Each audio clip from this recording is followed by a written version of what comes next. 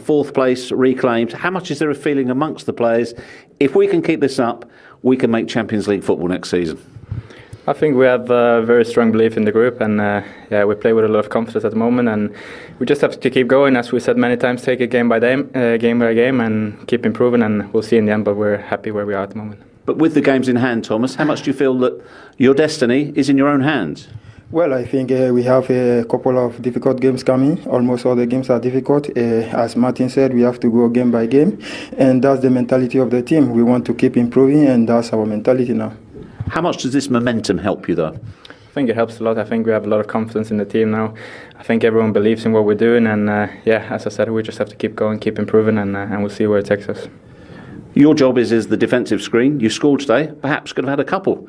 Well, I feel happy. I could score more, but he's part of the game. He's good. I want to always help the team, and for me, it feels good to score in our home, and I feel happy. And happy for the team also. You had to wait for VAR, but how convinced were you that it was handball? I was pretty sure, to be honest. I don't know who, but I just saw the ball touch her hand, and I was pretty sure. So, I'm happy the referee decided a penalty, and a win for us, so it's good. Tell us about your own game, because you look like you're really in the groove here now in terms of not just carrying the ball, but also assists and passes. Nobody had more than you in the game today. Yeah, I think I'm in a good shape, but I think it's all about the team, and the team is performing so well, and it makes it easier for us players. You see Thomas and Granit, the job they do, and they make it so much more easy for me in the middle there, and we're strong as a team, and that's the most important thing. Then it's easier for everyone to shine. Thomas, as the defensive midfield screen, are you equally happy with the clean sheet today? Yeah, I feel very happy and happy for all the team. We work a lot during the week, and at the end, that's what we have to gain, and we are happy with this, and we have to continue improving. It was fabulous stuff today. Well done, guys. Thank you both. Thank you. Thank you. Well, they're right to have belief, Glenn, this run that they're on, aren't they, these young players in the Arsenal squad? Without a doubt. And I think, ironically, that interview, those two looked pretty average when they first arrived at Arsenal. I don't know if you'd agree, lads, but for me, they looked okay, not too bad, but they've now got their feet under the table, and they're now playing at their very best. The balance between them two players is perfect for midfield, for me.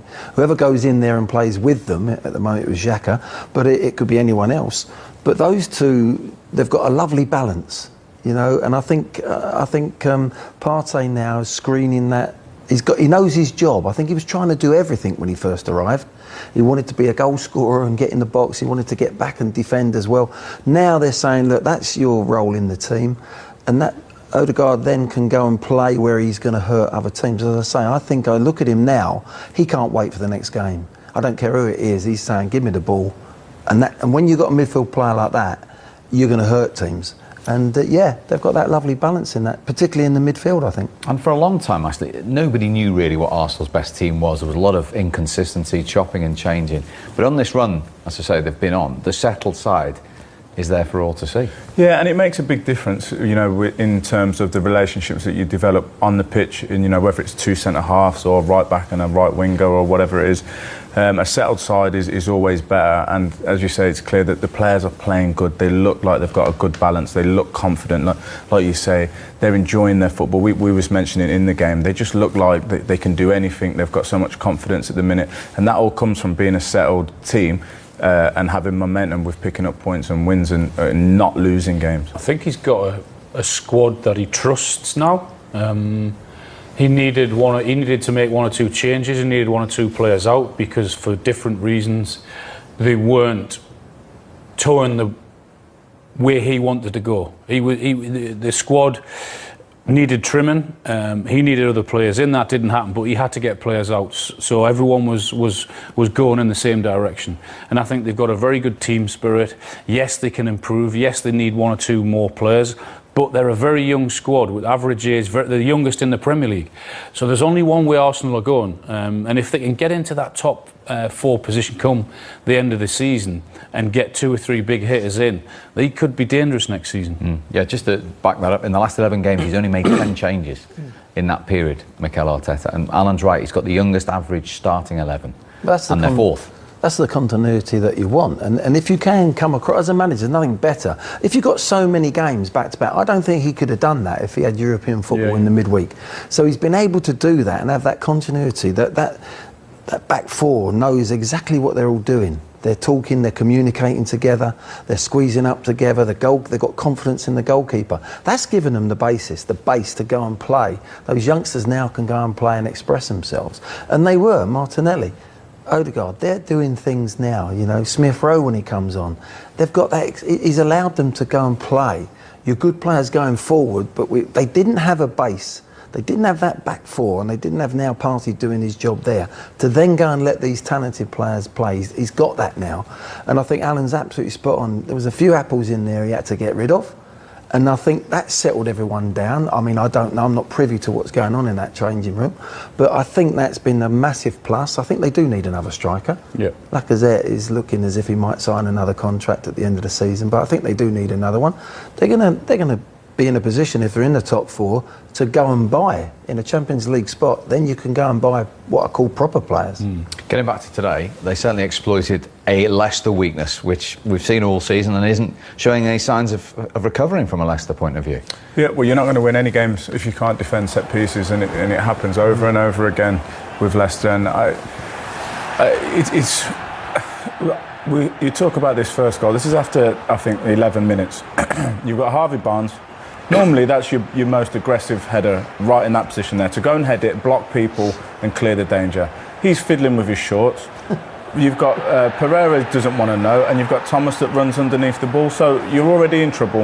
And this is away at Arsenal, where you're thinking that if they carve you open and score a magnificent goal, then you hold your hands up and say, fair enough. But set pieces, you've got to defend them. And it's not the first time with Leicester. And I'm sure there must have been work done on the training pitch.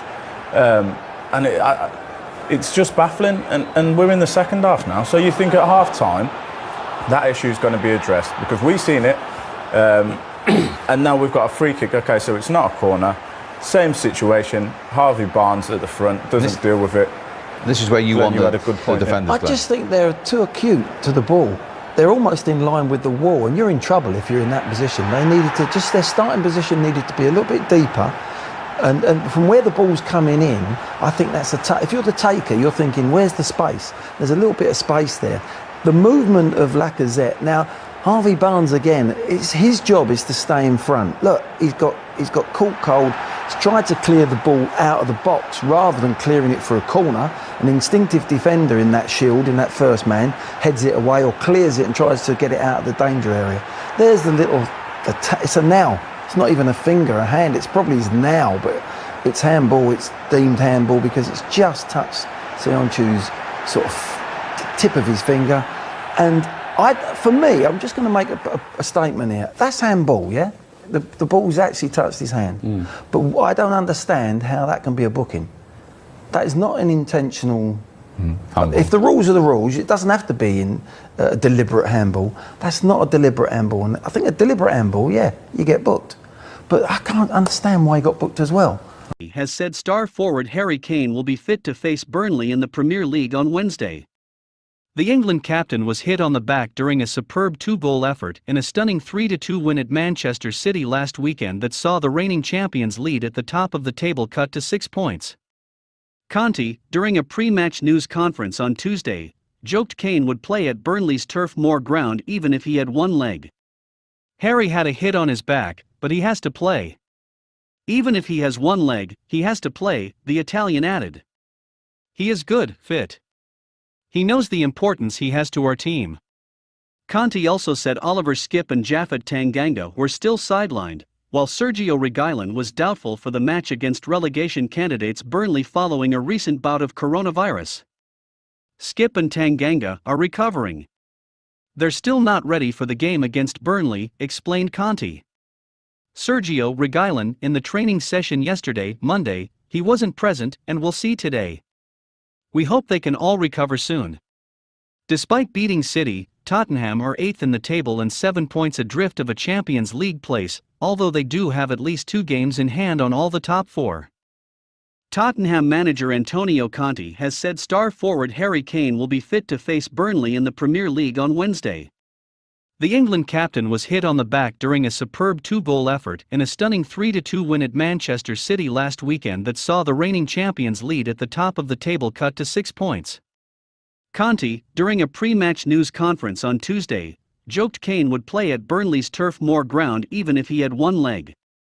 Harry had a hit on his back, but he has to play. Even if he has one leg, he has to play, the Italian added. He is good, fit. He knows the importance he has to our team. Conte also said Oliver Skipp and Japhet Tanganga were still sidelined, while Sergio Reguilon was doubtful for the match against relegation candidates Burnley following a recent bout of coronavirus. Skipp and Tanganga are recovering. They're still not ready for the game against Burnley, explained Conte. Sergio Reguilon, in the training session yesterday, Monday, he wasn't present and we'll see today. We hope they can all recover soon. Despite beating City, Tottenham are 8th in the table and 7 points adrift of a Champions League place, although they do have at least 2 games in hand on all the top 4.